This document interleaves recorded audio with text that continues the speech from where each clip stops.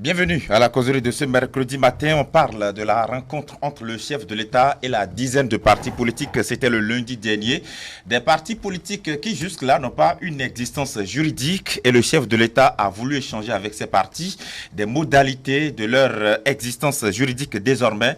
Et pour décortiquer cette rencontre, j'ai sur ce plateau Kader Achirou. Bonjour Kader. Bonjour Gilles Christ, bonjour aux amis téléspectateurs. Voilà. C'est un plaisir pour moi de vous revoir une fois encore sur ce plateau. Plaisir journaliste partagé. à ESAE TV. Merci bonjour. d'être là. Bonjour. Et Isaac Adjé, notre collègue maison ici à ETL. Isaac, bonjour. Bonjour Gilles Christ, Oulali, bonjour. Bonjour. Merci Isaac de partager avec nous ces moments de télévision. Et puis Mathias Kouloji-Dedjan, bonjour Mathias. Bonjour cher journaliste. Un jeune acteur politique. Merci d'être venu aussi. Merci bien. Alors Kader Achirou, de quel œil voyez-vous la rencontre organisée le lundi dernier par le chef de l'État? D'un bon œil d'ailleurs, c'est la perception de tout patriote d'ailleurs qui est soucieux de voir quand même un certain apaisement en ce qui concerne la situation sociopolitique actuelle au Bénin. Et donc le chef de l'État a joint l'acte à la parole et donc on a constaté qu'il a convoqué un conclave avec les partis politiques qui sont en souffrance d'un statut juridique face à la loi. Et donc on a pu constater peut-être avec beaucoup de joie et de gaieté que sur les 11 partis convoqués, il y a eu quelques-uns qui quand même titubaient, mais pas à la finalité. On a eu 10 et celui qui était absent, on savait déjà dès le départ quel aurait été son choix. Donc on peut s'en réjouir de cela. On estime que l'espérance doit se tourner vers le 18 juillet prochain, après la rencontre avec le ministre Kalafia, pour voir véritablement si les choses vont se poursuivre dans l'ordre. Voilà. Très bien. Mathias, déjà. Merci. Moi, je pense qu'il faut, il faut d'abord faire allusion à tout ce qui s'est passé durant cette période électorale là, et qui n'honore pas forcément notre pays. Vous voyez des gens qui, parce que empêchés par les lois, bien sûr, pas parce que c'est des lois qu'ils se sont eux-mêmes données, de se présenter aux élections, qui sont à un moment donné appelés, ou du moins qui ont appelé à manifester, à détruire même des édifices, à tirer sur des citoyens, et tout ça, c'est déplorable. Et donc, quand on passe une telle période, il y a forcément un certain nombre de choses à faire pour revenir, disons, à l'ordre normal qui régnait dans le pays. Et je pense que le chef de l'État est aujourd'hui en train de respecter la parole qu'il a lui-même donnée. Et cela est heureux pour le peuple béninois qui espère quand même que le chef de l'État lui-même et tous les acteurs politiques devraient en quelque sorte se retrouver. Et aujourd'hui, c'est chose effective. Et déjà, comme l'a dit votre confrère tout à l'heure, le 18 juillet, il y a eu déjà un chronogramme qui est établi. Et donc, le ministre de l'Intérieur doit pouvoir rencontrer un certain nombre, je vous en prie, de clubs politiques, parce qu'ils ne sont plus partis politiques juridiquement. Donc, c'est des clubs politiques à rencontrer pour voir dans quelle mesure ces gens de clubs-là peuvent se mettre en règle vis-à-vis pour devenir des partis politiques. Je pense que on ne peut qu'encourager cela et que ça aille de l'avant. Isaac Adjé, sur 11, 10 se sont présentés à cette rencontre. Quelle est votre appréciation? L'appréciation, elle est bonne. Ça veut dire qu'il y a déjà satisfaction. Satisfaction en ce sens que les gens ont répondu. Et ce que moi j'ai pensé tout de suite, j'ai dit, est-ce qu'ils ont répondu présent juste par devoir de politesse au président de la République, ou bien ils ont répondu présent parce qu'ils voulaient vraiment aller au dialogue pour qu'on trouve une solution. Et je crois que l'issue, et du moins quand on prête attention aux propos du chef de l'État ou bien à l'assurance donnée et aux instructions données au ministre de l'Intérieur, ça veut dire qu'on veut véritablement arriver à une solution. Et je crois que on dit souvent que l'un des principes démocratiques, c'est l'alternance au pouvoir. Et nous avons passé cette épreuve-là avec quelques difficultés que mon confrère vient d'énumérer. Je ne vais pas revenir là-dessus. Alors, l'heure est au bilan. Le bilan commence par l'acte posé par le chef de l'État, l'invitation pour aplanir les divergences. Et déjà, le bilan aussi a commencé du côté de la Sénat qui était à Parakou. Donc, je pense que c'est un bilan, il faut le saluer pour repartir sur de belles bases. Repartir sur de belles bases. Kader Achirou, le chef de l'État, a clairement dit que l'objectif de ce dialogue-là sera de revoir un peu la charte des partis politiques, le code électoral, mais avec des partis juridiquement constitués, qui existent. Et la première étape, c'est d'abord de voir avec eux comment leur attribuer le certificat de conformité pour qu'ils existent. Comment expliquer encore l'absence d'un parti politique à cette rencontre, à ce rendez-vous? Restaurer l'espoir, pour être plus précis. Je crois que, est-ce qu'il faut que le chef de l'État lui attribue cela? Il faut qu'il soit conforme à la nouvelle charte des partis politiques. C'est assez important, il faut le préciser, parce que ça ne sert à rien qu'il puisse avoir une réforme qui soit effectuée, que cette réforme soit votée par l'institution parlementaire et que, à l'époque, la plupart de ceux qui se plaignent aujourd'hui étaient au sein de ce Parlement et qui n'ont pas pu véritablement faire grand-chose, et que cette réforme soit adoptée. Et on dit souvent que la loi, qu'elle soit bonne ou mauvaise, elle est la loi, donc il faut la respecter. Alors il faut qu'il soit conforme à ce test-là d'abord. Alors l'absence de restaurer l'espoir de candidat Zanahi était quand même prévisible quand on constate un peu, ou bien quand on se réfère à, je dirais, la manière dont l'intéressé a l'habitude de procéder en matière de politique à travers une certaine radicalisation. On pourrait d'ailleurs prédire déjà qu'il serait absent. Et on a constaté qu'il y a eu quand même plusieurs appels à la démotivation pour la plupart de ceux qui y sont partis. Et on a constaté que FCBE également a titubé. Et c'est quand l'USL a vu que FCBE s'y rendrait, qu'eux aussi ils ont également décidé d'y aller. Donc c'est le moment également de saluer quand même la grandeur d'esprit de Thomas Bouniaï et de Sébastien Djamé-Ajavon qui, au-delà de tout, en fonction aussi des frustrations peut-être légitimes, ont décidé quand même d'aller à la table de négociation également. C'est aussi une qualité de démocrate et j'espère que la finalité sera des échanges francs et sincères sur la base de choses qu'on pourrait obtenir. Il ne sert à rien parce qu'il se murmure encore sur les réseaux sociaux, il faut qu'on reprenne les élections. Non, je crois que ce débat-là est déjà vieux et ils ne pourront jamais l'obtenir parce que ce Parlement a quand même une certaine légitimité aujourd'hui. Il n'y a plus de problème par rapport à cette légitimité de ce Parlement. Et ce qu'il faut chercher à obtenir aujourd'hui, c'est ce que le chef d'État a enclenché aujourd'hui, une certaine légitimité en ce qui concerne les textes et lois de la République, et qu'après cela, maintenant, il puisse faire face aux challenges futurs que sont les élections communales et la présidentielle de 2021.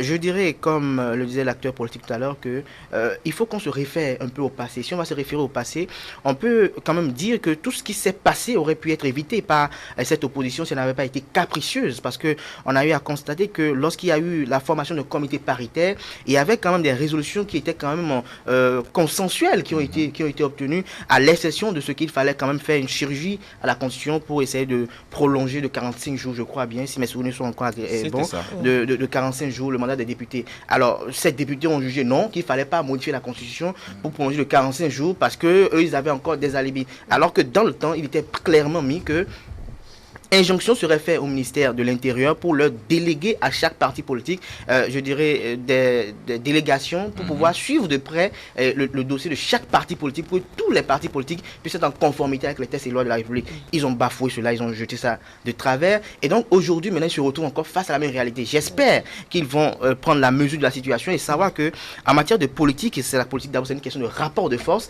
Et quand on n'est pas en position de force, ça ne sert à rien de rester là piaillé, parce qu'en politique, il faut faire preuve de stratégie politique. Et quand on n'est pas en position de force, il faut chercher à être en position de force, à faire ce qu'il faut faire pour quand même un jour se redevenir en position de force. Si Patrice Talon a pu être là aujourd'hui, soit parce qu'il faisait tout le temps le plus fort, non, mais parce qu'il a eu quand même la manie à mettre à contribution tout ce qu'il avait comme intelligence, comme génie et courage.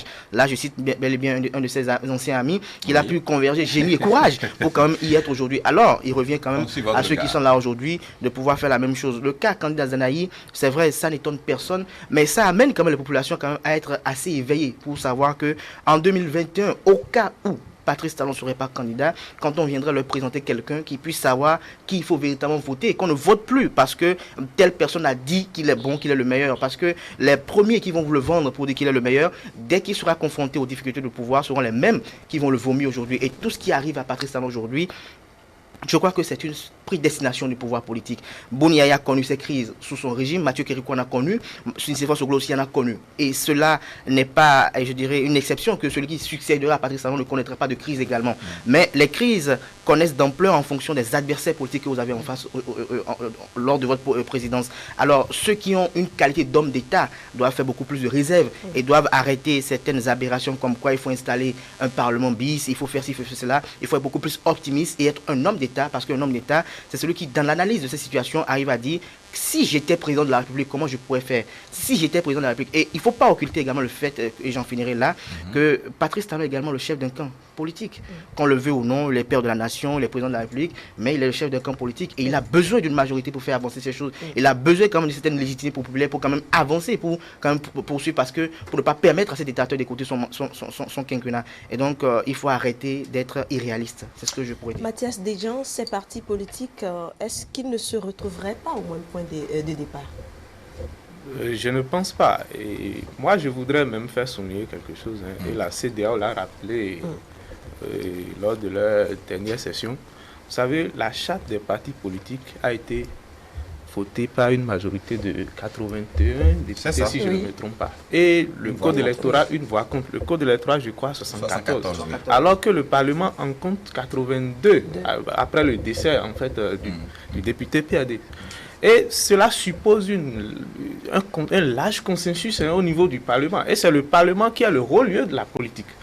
Donc je ne pense pas qu'on puisse continuer à dire, bon, nous avons été empêchés, c'est-à-dire on pose des préalables même à toute discussion, ou du moins à tout débat au niveau politique pour que nous puissions revenir à une paix réelle. Je pense qu'aujourd'hui, les partis politiques doivent savoir que nous avons fini avec l'installation du Parlement. Il n'y a plus rien à y faire. Les gens ont toujours dit la CEDEAO a demandé... Récemment, l'UEMOA aussi. Justement, donc on a fini avec ça. Aujourd'hui, je pense que c'est une chance que le président de la République est en train de leur offrir. Et je pense qu'il n'y a rien d'autre à faire que de saisir cette chance-là et d'être même flexible pour que nous puissions avancer. Vous voyez, le chef de l'État n'a en réalité aucun intérêt aujourd'hui à demander encore à ce que le ministre de l'Intérieur puisse voir avec ces clubs, ces partis politiques qui juridiquement n'existent même plus, pour dire, bon, voyez avec eux dans quelle mesure ils peuvent corriger leur dossier pour se mettre en conformité vis-à-vis de la loi. Donc je pense qu'aujourd'hui c'est une chance pour ces partis-là, et mieux, nous ne sommes pas au point de départ.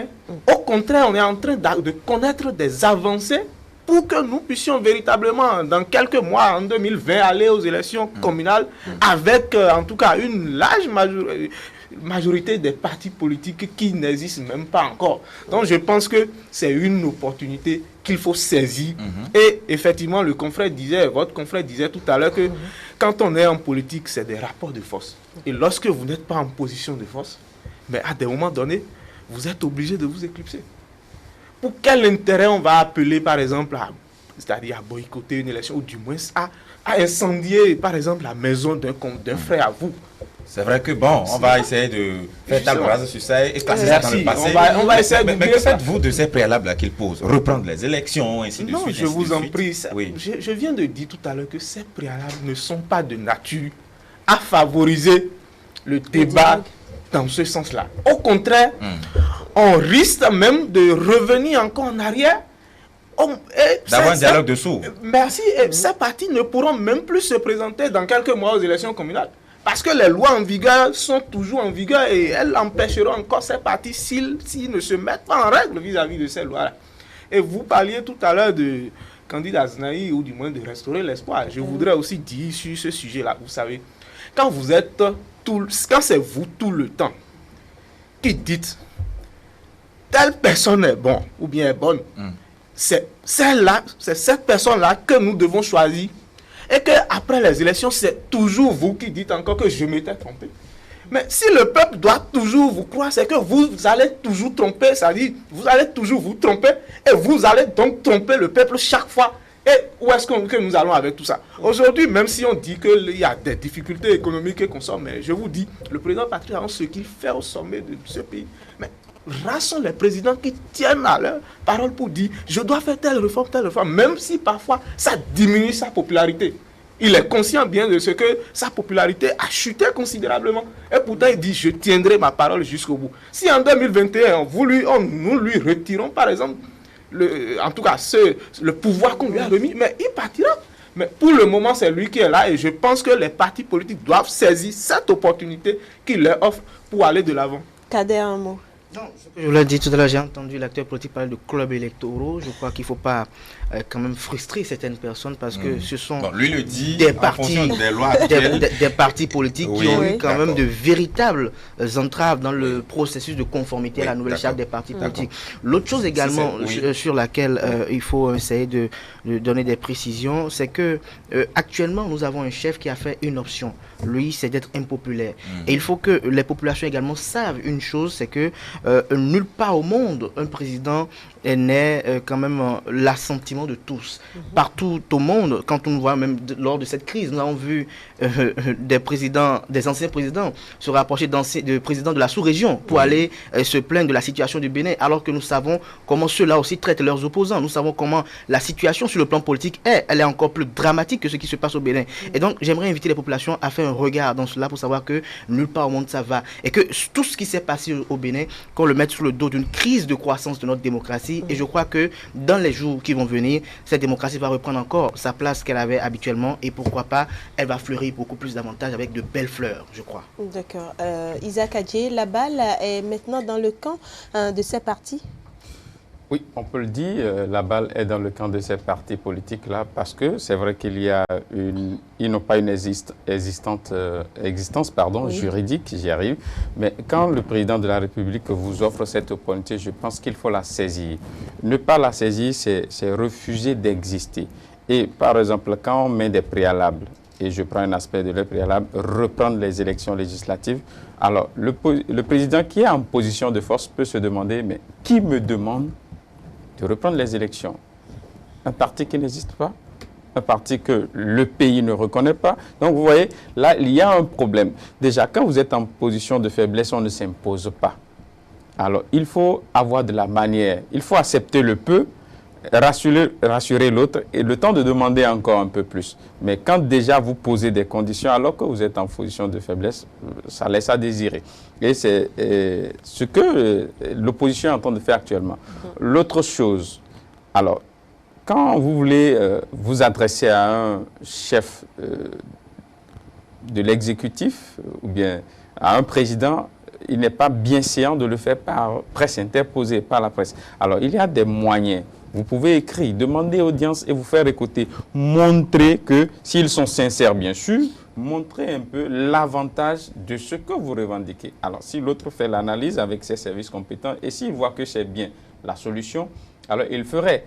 Mais encore que chaque dirigeant ne veut pas avoir des épines au talon dans sa marche. Il veut bien évoluer sans anicroche. Et quand, dans vos propositions, on voit que ça peut être obstacle au déroulement de mon plan d'action, tout ça là, l'autre sera un peu réfractaire, sera un peu ouvert à ce que vous lui proposez. Je crois qu'il revient aujourd'hui à l'opposition de montrer qu'elle veut construire le pays et non forcément se faire une place. Isaac Adjé, le ministre de l'Intérieur va rencontrer ces partis politiques-là déjà demain, 18 juillet. Est-ce qu'on peut dire qu'effectivement les choses vont rentrer dans l'ordre et que du moins sur le plan juridique, ces partis vont vraiment exister pour participer au débat prochain? Oui, l'ouverture de ce côté-là, ça veut dire quoi? Le ministre de l'Intérieur est déjà disposé. Oui. Il revient. Ils ont convenu d'un chronogramme déjà. Il revient justement à ces partis politiques-là de répondre présent. Et parce qu'ils ont fait des études, les gens savent déjà ce qu'on reproche à chaque parti politique. Ce sont des banalités, certaines légèretés causées par ces mêmes partis-là. Donc, juste, ils vont se conformer s'il faut aller reprendre une assemblée générale et régler les choses. Donc, c'est juste des banalités qu'ils vont régler. Maintenant, s'ils le font, ils vont exister de façon légale et pouvoir même participer aux prochaines joutes électorales qui viennent. Mais s'ils ne veulent pas, ça veut dire qu'ils refusent de participer à la décentralisation parce qu'il faut bien gouverner à la base. Et quand vous n'existez pas de façon légale, vous n'existez pas en tant que parti politique. Vous voulez gérer comment? D'accord.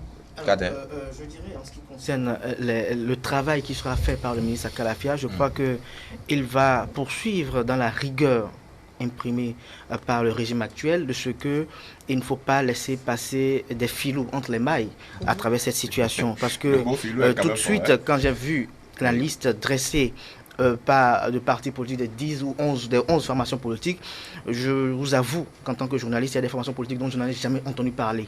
Alors que l'essence de la réforme du système partisan aujourd'hui, c'est de faire d'instaurer dans le pays des partis politiques d'envergure nationale qui, quand vous allez peut-être à Tchoumi voir Mémé pour dire est-ce que vous connaissez un parti qui s'appelle Bloc républicain, Union progressiste ou peut-être Force Corée Point Bénin émergent, on puisse vous dire oui, c'est pas le parti, on peut vous décrire un peu ce logo. Alors que dans le cas d'espèce, nous avons des partis politiques, pour ma part, qui n'ont pas d'existence, ne serait-ce que qui se circonscrivent à un arrondissement de Cotonou, peut-être à un arrondissement d'Abomey-Calavi. Et donc, je crois que le ministre de l'Intérieur va faire beaucoup preuve d'audace et de courage pour mettre un thème à cela. C'est vrai qu'il y a des questions de popularité, il y a des questions d'image qu'il faut sauvegarder, mais également, faut pas, qu'en voulant nettoyer la plaie, faut pas endommager davantage la plaie. Parce que laisser passer ces frottins serait encore ouvrir la porte, je dirais, au véritable désordre qu'on avait assisté dans le système parti politique, ce qui a fait qu'on a constaté un certain effritement de partis politiques. Donc aujourd'hui, ce qu'il faut faire, c'est que les partis politiques, et là, je sais pas,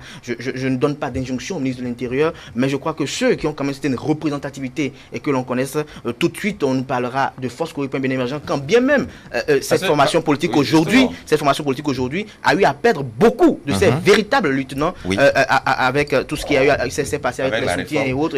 Mais la question c'est d'avoir 15 membres fondateurs par commune. Nous avons 67 communes. Voilà le véritable problème. D'abord le premier critère on est en politique. On est en politique et on sait comment nos acteurs politiques fonctionnent. Je ne veux pas citer des personnes, mais on a vu des gens qui en pleine discussion, ont eu à évoquer qu'on est à Cotonou, on est à Porte-Novo et on nous envoie des dossiers du Nord. Et donc, vous constatez avec beaucoup d'amertume que ça devient une formalité pour eux. Il faut qu'on me présente 15 personnes, alors je vais dans le septentrion, trouve-moi le dossier de 15 personnes, ce qui fait que on peut arriver, il peut se faire qu'on puisse trouver des gens qui auront eu à fournir pour des questions de prébande, le dossier de membre fondateur sur 2 partis politiques. Et je crois qu'à ce niveau également, il faut que le ministre de l'Intérieur et toute son équipe soient véritablement attentifs. L'autre problème également qui est assez important, c'est là où je disais qu'il y a des micro-partis qui doivent être véritablement, je dirais, éradiqués à ce niveau donné, parce que quand on parle de 15 membres fondateurs, quand on parle de partis politiques aujourd'hui, je crois qu'il y en a, quand vous appelez le nord, de sud, de nord au sud, de l'est à l'ouest, ne serait-ce que vous aurez quand même au moins 15 par commune qui vous diront oui, nous connaissons ce parti politique, oui, nous sommes les représentants de ce parti politique. Et donc, c'est à ce niveau quand même que le ministre Sakala Afia doit véritablement faire son travail. Et comme je le disais tout à l'heure, il y a USL, il y a FCBE, il y a UDBN, il y a des partis politiques quand même qui ont quand même une certaine envergure nationale et qui quand même travaillent tout le temps au quotidien pour quand même, je dirais, être en phase avec, je dirais, l'essence de cette réforme du système partisan. L'autre chose également qui est quand même assez importante et que le ministre Sakala Afia doit prendre en compte, c'est que s'il faut exiger la refonte de ces partis politiques, je crois que ce serait l'idéal, parce que je crois qu'il y a eu un problème. Par exemple, entre-temps, ils ont fourni effectivement 15 membres par commune, mais comme ces membres-là n'étaient pas des membres fondateurs, comme le dit nommément la loi, le dossier avait été recalé. Il leur fallait juste organiser un nouveau congrès pour remettre de nouveau et se conformer à la loi. Je prends le cas. Non, ce qui s'était passé en fait, ces textes de loi ont exposé le visage réel de nos parlementaires. Des gens qui vont à l'Assemblée nationale et qui disent une telle loi, mais qu'est-ce qu'ils ont dans la loi? C'est une loi où on veut des partis nationaux. Ok, d'accord, je suis d'accord, je vote. Je vote sans comprendre véritablement article par article ce que dit cette loi. Et c'est à ce niveau. Non, je viens. Et c'est à ce niveau. On n'est pas encore à c'est à ce niveau, si vous le permettez, qu'il faut que les populations puissent travailler à envoyer. Et je dirais désormais que ce soit au Parlement, que ce soit à la tête d'une municipalité, des personnes de qualité, que ce soit des personnes qui ne prennent pas en compte je dirais, les vraies aspirations du peuple, mais qui y vont pour marchander leur position politique contre peut-être un gain. Mathias Desjans, cette démarche de conformité exige une flexibilité et de l'humilité de la part de ces partis concernés. Tout à fait. Je pense que la situation dans laquelle nous sommes, bien que le peuple en a souffert, peut-être qu'il fallait que cela arrive pour que nous puissions prendre un envol de développement réel, parce que la diminution du nombre de partis politiques, nous étions à près de 240 partis politiques, mais pour un petit pays comme le nôtre, où nous n'avons même pas du pétrole et les gens ne veulent même plus travailler Je pense que l'assainissement sur le plan des partis, en tout cas sur le système partisan, devrait forcément à coup sûr contribuer au développement du pays. Et je pense que pour que ces formations politiques, que moi j'appelais clubs électoraux, parce que sur la base de quoi même on juge qu'un parti politique est un parti politique. Bon, je ne voudrais pas qu'on fasse... Non, je ne reviendrai pas forcément. Non, je ne reviendrai pas forcément derrière, mais je dis c'est sur la base des tests. Oui. Donc aujourd'hui, il faut une flexibilité forcément au niveau de ces formations politiques pour que nous puissions dire un jour que bon, ils ont eu satisfaction. Et moi, je dis, il n'y aura pas de la magie. C'est pas parce qu'on demande, on donne des instructions au ministre de l'Intérieur pour voir avec les partis politiques les corrections à apporter que bon, dès qu'ils arrivent même avec des dossiers qui manquent encore ou bien des pièces qui manquent. Des mineurs, comme on a Je pense que non, c'est pas possible. Vous venez de dire quoi? Ils veulent les élever. Vous venez de rappeler que des formations politiques comme les FCB avaient même la possibilité de refaire un congrès, au lieu de s'occuper de ce qu'on nous empêche d'aller aux élections, monter la population. Sa formation politique pouvait organiser un congrès dans l'immédiat en ce moment-là. Pour refaire, c'est-à-dire pour reconstituer leur formation politique et pourquoi pas présenter les 15 membres fondateurs par congrès. Donc aujourd'hui, il est question de reprendre tout ce qui a été reproché à ces formations politiques-là et de travailler dans l'immédiat à se mettre en conformité par rapport à la loi. Et c'est d'ailleurs le rôle, quand je vois même le chronogramme qui est sorti, je crois que ça doit être 1 heure de temps avec chaque formation politique. C'est pour dire l'essentiel. Vous avez ci à faire, vous avez ci à faire. Maintenant, si vous avez des difficultés pour les faire, comment on peut vous aider à les faire, Et passer ça là, si un parti ou du moins si une formation politique ne remplit toujours pas les conditions, je ne vois pas la magie ou bien le chef de l'État qui va dire donnez-leur le CED. C'est pas possible. Le chef de l'État est ferme et il faut que nous soyons fermes, il faut que les lois soient appliquées. Là où moi je suis aujourd'hui, je vous assure, avant de rentrer dans une formation politique, c'est des réflexions qu'il faut mener. Est-ce que j'ai les capacités nécessaires? Est-ce que les conditions de cette formation politique, je peux les remplir? Est-ce que je suis prêt à rester sans être élu local ou du moins député pendant 10 ans, mais à travailler d'abord pour le parti avant de me révéler? Donc je pense que nous devons aller dans ce sens. Et aujourd'hui, il n'y a rien à faire, c'est d'être flexible. C'est d'être d'ailleurs patriote, parce qu'en étant patriote, on doit privilégier l'intérêt général, pas forcément ses propres intérêts, et accepter la main tendue du chef de l'État et faire ce qu'on doit faire pour être en conformité. C'est surtout ça, pour que d'ici quelques mois, on puisse être en mesure d'être aux élections municipales et communales. C'est vrai qu'il y a un agenda électoral assez constitué devant et il faudra vraiment se conformer à la loi pour pouvoir prétendre aller à ces élections-là, Isaac Adjei. Et là, ça nécessite des sacrifices. Ça nécessite des sacrifices. Alors, ce sacrifice-là, si moi je dois le caricaturer par rapport à ce qui se passe, le président est comme un papa qui donne 150 francs à son enfant. L'enfant ici, c'est l'opposition. Et l'enfant dit non, moi je ne veux pas 150 francs, je veux 250 francs. C'est un peu ce qui se passe. Donc, si moi je dois qualifier ça, c'est juste un comportement d'enfant pourri. Alors, on vous laisse une faille, il faut la saisir. C'est comme si je vous appelle, revenez, je veux que vous existiez de façon légale. Ça veut dire quoi? Est-ce que vous êtes prêt à participer à la gestion du pouvoir public ou bien à participer à la gestion de la cité? De la cité. C'est juste, c'est une question qu'on leur pose. À eux de saisir ça. Il n'y a même pas ici de flexibilité. Quand on dit flexibilité, c'est comme si on leur fait une injonction. Non, c'est à eux de saisir l'opportunité ici. Et c'est là que je condamne un peu ceux-là qui sont hommes de droit et qui travaillent pour ces partis politiques de l'opposition-là. On dirait qu'ils sont un peu bouchés dans la tête, excusez l'expression. Parce qu'il faut analyser... Oui, bon, excusez. Il faut analyser l'enjeu à venir pour voir qu'est-ce que nous avons à gagner à accepter ou qu'est-ce que nous avons à perdre. Je pense qu'ils ont plus à gagner en acceptant de se conformer et d'exister de façon légale. Mais quand ils refusent et ils mettent des préalables, c'est pour dire non, nous ne voulons pas participer. Et là, personne n'est responsable. Très bien. Kader voulait dire quelque chose, c'est ça? Oui, très rapidement. Parce qu'il faut qu'on évolue. Oui, très rapidement. Pour clore ce sujet, je crois que les partis d'opposition feront preuve de responsabilité aujourd'hui. Je crois, comme je le disais à l'entame de mes interventions sur cette émission, qu'ils feront preuve de réalisme également. Et qu'en dehors de cela, en dehors du fait que cette rengaine qui est tout le temps instrumentalisée de part et d'autre, le peuple et l'intérêt supérieur de la nation, qu'ils pourront quand même avoir à l'esprit que ce qui doit être fait doit être fait.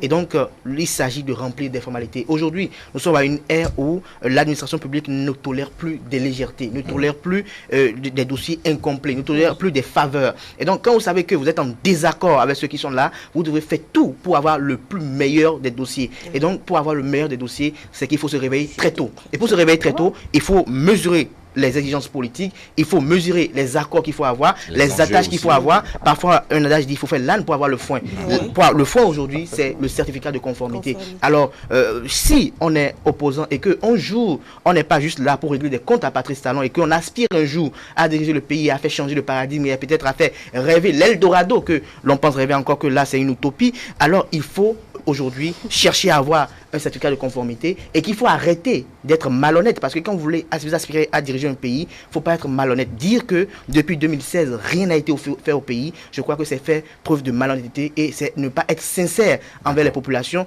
et ceux qui les suivent, ça veut dire qu'ils les prennent pour des godillots. Et je finirai par là, tous ceux, oui, vraiment, je finis par tous ceux qui sont sur la toile un peu partout, qui défendent cette opposition, de faire beaucoup preuve de sagesse. Parce que, comme on le dit toujours, la roue tourne et elle tournera. Et nous sommes à l'ère des réseaux sociaux. Et tout ce qui est dit prend date dans l'histoire. Et un jour, on pourra vous le ressortir et vous confronter face à vos enjeux, parce que l'exercice du pouvoir est véritablement complexe. Ah, ça c'est vrai. Allez, on va évoluer dans les échanges de ce matin. Mathias Kouladji-Dedjan, il y a eu une information qui peut s'avérer presque insolite, mais c'est réel et c'est très sérieux. Ici au Bénin, 2 personnes ont été interpellées pour avoir juste uriné à la place des martyrs de Cotonou. Ces personnes seront présentées au procureur très prochainement, et on sait que récemment le procureur avait fait une sortie médiatique pour avertir de ce que effectivement les différentes sortes de pollution seront réprimées par le tribunal. Aujourd'hui, quel regard portez-vous sur cette campagne-là d'assainissement de notre environnement? Merci. Vous savez, aujourd'hui, moi, je suis heureux que tous les corps de la République travaillent à ce que nous allions de l'avant. Parce que quand vous voyez un procureur qui se met dans la rue pour sensibiliser, pour dire qu'il y aura de la répression, faites s'il y a des comportements simples à protéger l'environnement qui nous accueille tous. Et je pense que j'ai salué cette démarche-là quand le procureur a commencé. Et moi, quand tout de suite ça s'est arrêté, parce que je n'ai plus jamais vu. C'est-à-dire qu'il ne faut pas le faire une seule fois en passant et laisser. Parce que la population que nous avons, pour la plupart, vous savez, on a un problème comment appelle-t-on, d'information. Nous avons un problème d'information au point où parfois, certains s'adonnent à des comportements sans savoir que ces comportements peuvent se retrouver contre eux. Et je pense que quand vous circulez aujourd'hui dans Cotonou, même le tronçon que moi je prends chaque fois devant le commissariat central, en allant vers la mosquée, je crois, de Zongo, mais c'est une zone qui est très insalubre. Et je pense que quand le procureur avait commencé, on a constaté dans un premier temps que c'est devenu un peu plus propre. Mais aujourd'hui, ça a repris. Et je pense que c'était une bonne action. Et si vous le dites déjà et que des personnes ont été épinglées par rapport à ce dossier-là, moi, je pense que l'objectif, c'est d'amener les gens forcément à comprendre que l'environnement dans lequel nous vivons, nous devons le maintenir propre. Nous devons ne pas être des acteurs de la pollution atmosphérique sonore, puisque en jetant des ordures, en urinant même dans les caniveaux et consorts, tout ça là a un effet sur l'environnement. Et c'est nous-mêmes qui respirons l'air, c'est-à-dire c'est nous qui mangeons à ces gens d'endroits-là et tout ça. Je pense que c'est une très bonne action. Mais aujourd'hui, moi, je me demande si la sensibilisation entamée est déjà terminée. Parce que le problème même, ce n'est pas... Il ne faut pas forcément aller à la répression dans un premier temps. La répression, c'est pour des têtes. C'est vrai qu'il y a eu une longue période de sensibilisation. Hein. Et après, lorsque le procureur a constaté que ça continuait, récemment, c'est une question de jour, hein, le procureur a encore fait un autre point de presse pour avertir que très prochainement, ça va continuer encore la répression cette fois. Et je pense que c'est bien, déjà. Mais moi, je veux que le procureur davantage puisse parler avec les gens. Vous savez, vous imaginez des gens qui, après avoir mangé dans le véhicule, jettent le sachet par terre et consomment. Mais celui-là, en principe, s'il avait l'information que même de par l'immatriculation de son véhicule, on pouvait le poursuivre, mais je ne pense pas qu'il peut s'adonner. Parfois, les gens savent, mais il faut. Et c'est là où la répression est nécessaire. D'accord. Mais je dis, il faut surtout continuer la à le parler. Oui. Isaac Adji. Oui, quand j'ai écouté mon frère tout à l'heure, ça m'a fait sourire parce que quand vous vous réveillez le matin, vous balayez chez vous, vous mettez votre chambre propre. Je crois que tout Béninois sait ce qui est bon et nous devons procéder à ces bonnes pratiques-là. La plupart de ceux que moi j'ai rencontrés qui sont allés au Ghana, quand ils reviennent, l'impression qu'ils retiennent du pays, c'est la propreté. Alors, si le Ghana est propre, c'est le comportement de chaque citoyen. Et nous devons aussi copier ce bon comportement-là. Quand vous quittez, par exemple, le carrefour, la station Legba, ou bien comme on appelle là, et que vous allez vers la place de l'Étoile Rouge, vous voyez des arbres qui, aujourd'hui, se sont asséchés. Moi, je pense que c'est l'urine de ces citoyens-là qui vont uriner là, parce que ça contient de l'acide urique. Il y a l'acide urique, cette substance-là qui est un peu dangereuse. Même parfois, quand il y a du métal et on urine là, ça finit par rouiller ça. L'urine, c'est comme une scie aussi. Oui. Donc, alors, moi, je pense que cette répression-là, on a assez, on a assez communiqué autour, on a assez sensibilisé. Le procureur n'ira pas dans les marchés, il n'ira pas de maison en maison pour sensibiliser. Je crois qu'il faut réprimer. Et c'est en ce sens, quand ils vont entendre que telle personne a fait les frais, chacun va commencer par se corriger. Et ça règle en même temps un problème environnemental, un problème de santé publique et beaucoup de choses. Parce que ces odeurs-là, parfois, l'urine a une forte odeur qui dépasse même l'odeur de la selle. Donc, tout cela, quand vous inhalez, ça peut donner ce qu'on appelle le cancer du sang. Donc, je ne suis pas médecin de formation, mais je crois qu'il faut réprimer pour que les Béninois prennent conscience de ce qui est bon. Et voilà. Kader Achirou, c'est une loi qui existait depuis des années, mais pourquoi autant de polémiques par rapport à l'application? Autant de polémiques parce qu'on est têtu. Parce qu'on est têtu et qu'on ne veut pas accepter la réalité des choses. Et c'est le moment d'ailleurs de saluer quand même le leadership éclairé de ce procureur Metonou qui a peut-être su tisser sa corde au bout de l'ancienne, celle de Togbono, qui avait quand même enclenché un certain assainissement dans le cadre avec l'assainissement dans le domaine des assurances, des bars et autres choses. Et donc cette campagne actionnée aujourd'hui par le parquet de Cotonou s'inscrit dans la dynamique de ce que désormais dans Cotonou on veut avoir une ville propre. On veut avoir une ville propre et cela va s'étendre après avec dans le pays à travers les parquets aussi dans les autres régions. Et donc aujourd'hui, si on se souvient, il y a 3 ou 4 mois, il y avait des femmes qui avaient été déposées en prison parce qu'elles auraient déversé des eaux dans les caniveaux, parce qu'elles auraient été déversées des eaux sur les voies.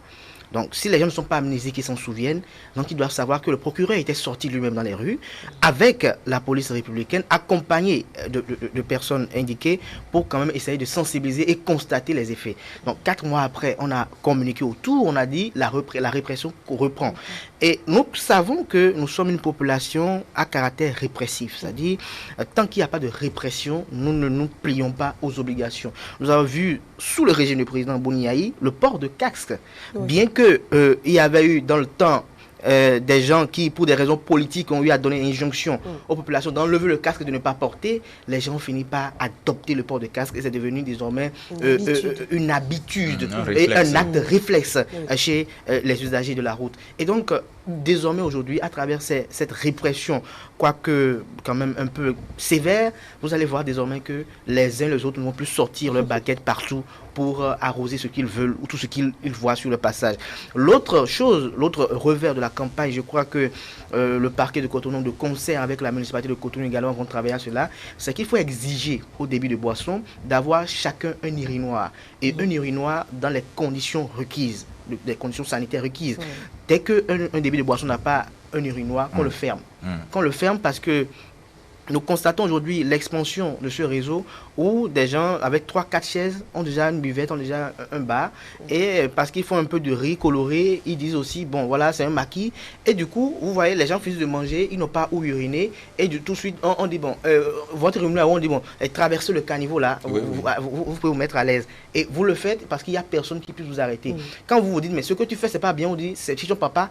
Mais celui qui peut venir dire que c'est pas chez mon papa, mais c'est pour tout le monde, c'est la police républicaine qui qui sont mandatés par le procureur de la République. Donc je crois que cette campagne doit se poursuivre et de manière constante, qu'il n'y ait plus quand même, qu'on ne baisse plus les gardes, et que ce qui est fait également pour exiger, contraindre les populations à souscrire aux organisations non gouvernementales de collecte des ordures, que cela se fasse également pour que désormais la ville soit propre, pour que désormais dans les manières des Béninois, dans les coutumes des Béninois, qu'on n'ait plus à voir des Béninois être à l'aise à se rapprocher d'un arbre. Parfois vous voyez en pleine circulation, lors d'un feu rouge, des gens qui s'arrêtent dans le feu rouge et qui se mettent à uriner sur le poteau du feu rouge.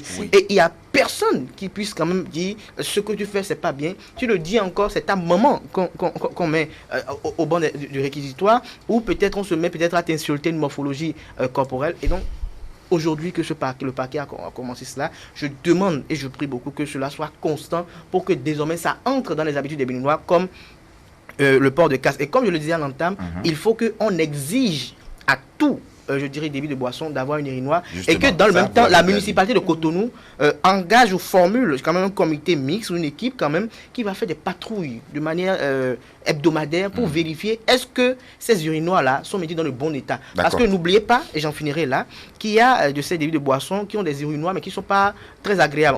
On essaie de coller juste une fausse safety et après 2 personnes, 3 personnes qui urinent, ça commence pas à dégager de manière fortement et ça empêche encore les riverains de pouvoir dormir à l'aise chez eux. Très bien. Il faut dire à toute fin utile que ces dispositions-là, ces démarches du procureur sont fondées sur la loi numéro 87-05 du 21 septembre 1987 portant code de l'hygiène publique et la loi numéro 98-030 du 12 février 1999 portant loi cadre sur l'environnement. Vous parliez tout à l'heure de sensibilisation. Mathias Koulodji-Dedjan, vous allez à des endroits où on écrit interdit d'uriner. C'est écrit en français. Les gens qui savent lire, amende 5 000, 10 000. On perd de gifles, contre tout. Oui, justement, mais on urine sur la plaque même. Est-ce que ça là, c'est encore un problème de sensibilisation? Vous savez, franchement, je ne suis pas contre la répression. Au contraire, c'est encourageant de réprimer, chaque fois de réprimer. Mais ce que je voudrais vous dire, les gens savent bien que jeter, par exemple, des ordures sur la voie, ce n'est pas bien. Mais pourtant, ils s'adonnent à ça. Effectivement, il faut sanctionner, il faut réprimer. Mais parfois, vous avez la possibilité de réprimer et vous prenez même l'individu dans l'action, vous le récupérez, vous lui parlez et vous lui expliquez combien de fois le risque qu'il court. Tout de suite, quand vous l'avez pris là, vous pouvez le mettre à disposition de la justice. Mais vous lui parlez et c'est le jour là où vous lui parlez qu'il rentre en lui-même. Parce qu'il était dans l'action, il pouvait rapidement se retrouver de l'autre côté. Mais vous lui parlez et par la suite, vous lui demandez de ne plus jamais aller là. Et c'est de ce jour-là qu'il prend effectivement réellement conscience de ce qu'il faisait, bien qu'il savait que c'est mauvais, mais désormais il doit. Il y a certaines personnes à qui on va parler et quand on va les livrer, ils vont dire lui là, oui, il y a ce genre de cas, mais c'est pourquoi je dis la répression, elle est salutaire. Aujourd'hui, des gens continuent de brûler le feu. Alors qu'on sait que c'est mauvais. Et mieux, même les casses là. Vous avez vu quand on réprime, les gens se mettent en règle. Mais vous allez voir bon nombre de gens qui enlèvent leur casque, qui mettent devant, et à l'approche d'un feu tricolore, ils remettent ça. Ce n'est pas le symbole même du citoyen têtu. Oui. Et là, c'est l'hypocrisie. Non, c'est l'hypocrisie parce que c'est votre propre vie que vous protégez en portant votre casque. Il y a eu beaucoup de communiqués autour, donc, à la radio, à la télévision, les têtus vont toujours dire les têtus, et tout le monde ne peut jamais porter le casque, tout le monde va jamais. Mais il faut quand même qu'il y ait des mesures assez coercitives, assez importantes pour empêcher cela définitivement. Donc, je pense que la répression, elle est salutaire et il faut que le procureur puisse continuer dans ce sens. Mais je dis en même temps qu'on réprime, que la sensibilisation, comme déjà ça se fait, que cela puisse continuer. Parce que parfois, les gens savent que ce qu'ils font là n'est pas bien, mais pourtant, ils le font. Donc, il faut d'une certaine manière parler un certain nombre de fois avec eux pour les ramener vraiment à la raison. Parce que c'est pas... Dans Cotonou, quand vous allez prendre Cotonou, il y a beaucoup d'endroits où il n'y a même pas de toilettes publiques. Je pense que des fois aussi, les gens sont obligés d'aller à ces gens d'actes, faute de toilettes publiques. Donc, très bien. Chers invités, nous sommes arrivés à la fin de cette causerie. C'est vrai que Isaac voudrait placer un mot, un petit mot, en 30 secondes. Vous avez 2 secondes pour le faire. La répression est la meilleure communication, la meilleure sensibilisation. Parce que aller prendre quelqu'un à l'acte et lui dire ce que tu fais n'est pas bon, vous touchez seulement cet individu-là. Mais quand vous réprimez, c'est tout un monde. Merci beaucoup. La répression permettra d'avoir des gens qui serviront d'exemple dans la société. Et c'est le moment aussi de dire au gouvernement également de faire la promotion des toilettes publiques. Et que quand ces toilettes publiques seront effectuées également, ceux qui sont des propriétaires, qui ont des maisons à louer et qui n'ont pas de toilettes, que ces maisons également, on trouve des moyens pour les exiger, pour les contraindre à faire des toilettes en forme.